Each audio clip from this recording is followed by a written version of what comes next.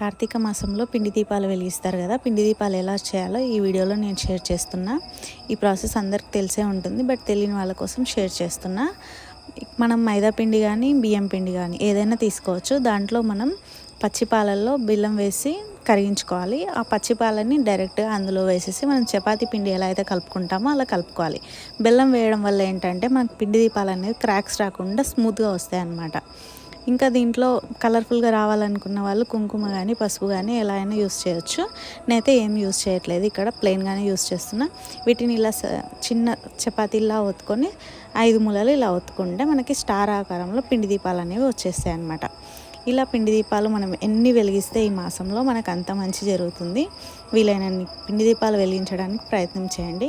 నేను ఈ పిండి దీపాలని ఎలా అలంకరించుకొని ముగ్గు వేసుకొని పూజ చేశానో అది నెక్స్ట్ వీడియోలో మీకు షేర్ చేస్తాను.